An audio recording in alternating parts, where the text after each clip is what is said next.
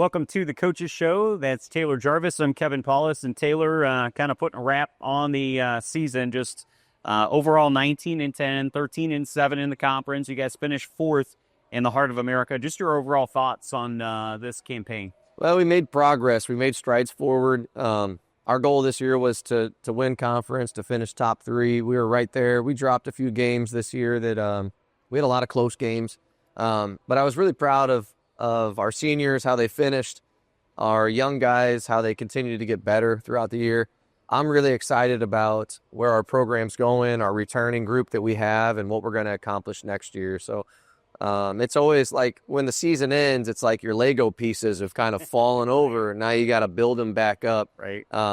They fell, but we have a great foundation built. Sure. And that's what I'm really excited about, is continuing to bring in high-quality players, high-quality people, to go alongside with our guys that are returning, and to build a group that can win a championship. Let's touch just briefly on how it ended. Last Tuesday night, CMU, you guys came out of the gate, about to run them off the floor. Yeah. I think you were up 14-15. I was like, oh, this is, we're going to make a run now. CMU never went away, and they end up winning the game. It's, the margin was larger than the game at the end. Just talk a little bit about that last Tuesday night here at the SRC. I mean, it's hard to beat a team 3 times, and it's hard to win in postseason. We were right where we wanted to be at halftime. The second half was kind of a blur. The game got on top of our guys a little bit. Our spacing offensively wasn't great. We didn't have much flow. But I don't want to discredit what Central Methodist did. They made some great adjustments defensively, and it caused us some issues on the offensive end. It disrupted us, and they were able to find a way to kind of disrupt our rhythm and hit some big shots. They hit some big shots, some tough shots down the line too, and they won that game. And it's a tough game because we beat them twice going into it, and we got off to such a great start.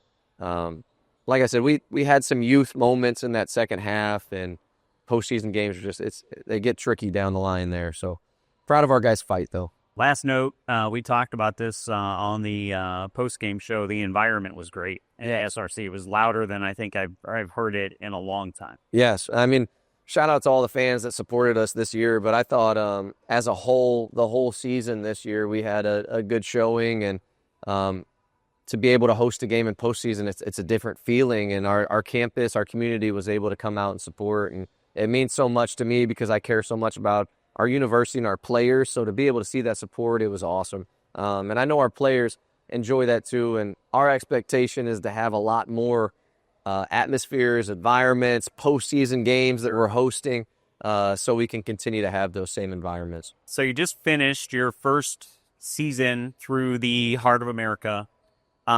Without, bagging on where we were before. This is different, the AMC. The Heart of America is just different. Yeah, it's there's a lot of really good coaches. The teams that are even towards the bottom have great players and are competitive.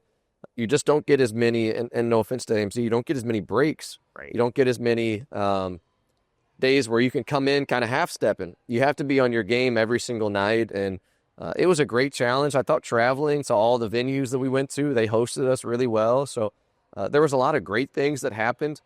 But first year in the league, we were the new guys. It felt like that sometimes. But getting accustomed to it, now that we've traveled to some new places, we're only going to get a better feel and stronger when we go there. It's different when you're coaching or playing at a place you've never played at.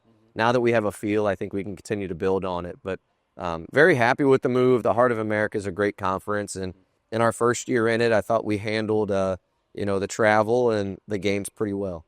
So what'd you learn from it, from being in the Heart, even if it's stylistically and things like that? I mean, what'd you learn from going through 20 games in the Heart of America? Yeah, it challenged me defensively with adjustments. It put more of an emphasis on making sure that down the stretch, we had our guys in the right position. This year, I felt like we made strides as a coaching staff as well as a team, closing games out. It was an area that needed improvement after year one of my head coaching tenure, and I thought I was challenged a ton this year because we had a bunch of close games, and there's some great coaches in the Heart. So that's definitely an area that I saw improvement as a team and as a coaching staff. Other areas of challenge is some of the atmospheres, coaching in different atmospheres. And they, Heart of America, they have some really good atmospheres on the road, and being able to navigate those and handle our emotions. I had an emotional group this year, and I'm an emotional coach. And I think that's one of the biggest things that I learned this year is continuing to navigate how to bottle up or how to handle some of the emotions on the roads, how to navigate some of those challenges as well between a team.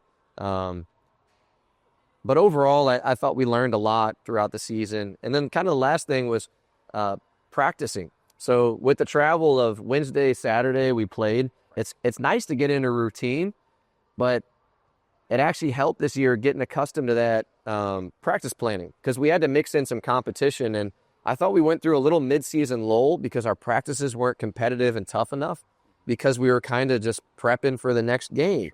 And we kind of got in that rut and rhythm because it was Wednesday, Fridays, and AMC. It was Tuesdays, Thursdays. It was kind of a mixture. But I thought this year I learned a lot more and prepared us a lot better within our practice, especially down in the second half of season, making sure that we kept that competitive nature within practice, even when we were preparing, and not making everything just scout focused off that. So you've just completed now your second season as head coach, been through it a couple times, how do you think you've grown? How did this year help you grow as a coach? Because you weren't a newbie anymore. I mean, you've been through it once, now you've been through it twice. How do you think you grew throughout this season? Well, the biggest growth I've had as a coach is being able to have great support staff. Sure. So Coach Chris, our associate head coach, this year he led the offense and I led defense. Last year I did offense and he did defense. So I think there were so many strides made this year being able to complement each other and then teaching and implementing both sides of the ball. My first year I did all the offensive, and I'm still involved on the offensive side this year, of course, but I think that was the biggest thing and most impactful, was being able to teach, implement, and run both sides of the basketball in both of these 2 years. I think it's only going to help move forward kind of our installs, as well as like what I really want to see on both ends of the floors. And being able to have somebody like Chris by my side that can take a huge load. He is a head coach. He's a head coach ready assistant. So to have somebody like that has been massive. It's helped me take strides as a coach. And I think it's helped him as well, because then I don't have to focus on everything all the time. Right. And that gave me more time to focus on the little boxes, which I think I've been able to grow in a lot of those areas: offense, defense, player development, handling emotions, game planning, because I've been able to focus on small boxes and hand him some of the stuff at times too. Right. If that makes sense. Yeah, it makes a ton of sense. So, even now, you probably can't hear it on the camera, but, I think your guys are in the gym right now. Yeah. As we speak, they're in there just shooting around. They don't want to let it go. No. And I have a feeling you probably don't either. It's a weird time right now. The conference tournament just concluded last night. Congratulations to William Penn on the overtime win over Graceland. But I think it kind of speaks to your guys. They're in the gym. The next day, they are in the gym. They're shooting around. They're young and eager. I mean, we return everybody but 2 starters here, and it's like we have a really solid group returning, and we've built a great culture, and they're all really bought in. What they're on me right now is, hey, coach, make sure we bring in the right people. The talent is already here. It's the people. So that's our biggest focus, and that's really what my head, right when it finished, I detached by focusing on kind of what's next. So I've been really focused on, building the team to make sure that I take from what I learned this year, personnel-wise. We didn't shoot the ball particularly well, so getting a little more shooting, to make sure we set ourselves up to have an even better year next year and to keep that same culture off of that. But our guys want to be in the gym all the time. I got in there yesterday, and they were playing pickup, and I jumped in. First play, I got hit in the nose.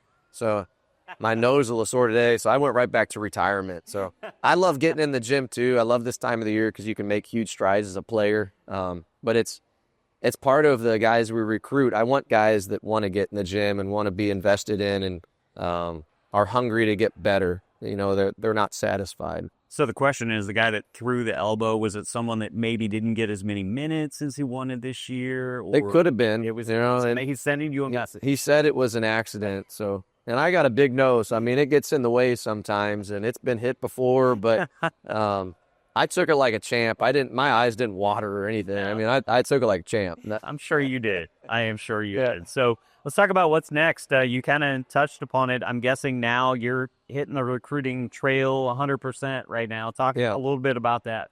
So really right now it's the team building side, and you asked some of the questions about some of the self-reflection, and I usually take, and I know some of the stuff, but I'll take about a month to really focus on what's next, and then I go back and I look. I'm a little odd in that way. The championship game and some of these games coming up, I won't watch until they're done, and then I'll go back and rewatch them. I like to take a month to really focus on what's next. And the most important thing right now is the team building side, making sure my guys are in the gym and know exactly what they need to work on to be better next year.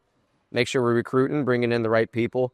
Once I feel like we have that established and we're getting our visits and everything set up, that's when I really dig into our self-reflection, personal growth, going to some clinics, making sure that I'm prepared to best adjust and learn and grow from the last year. And then that's when I'll look at, the national tournament, and I'll watch the William Penn and Graceland game, and I'll go back because I do believe you have to see that to know how to get there to a point. And I think we have enough talent to be able to do that, and we have a good understanding of what we need to do. It's just acquiring the right pieces and continuing to build the team. So that's kind of where we're at right now. Awesome. Well, we appreciate it. Thank you. All year long. Yes. Yeah. Great. It was a lot of fun. It was a lot of fun. That's Taylor Jarvis, and this has been the Coaches Show on the Spartan Digital Network.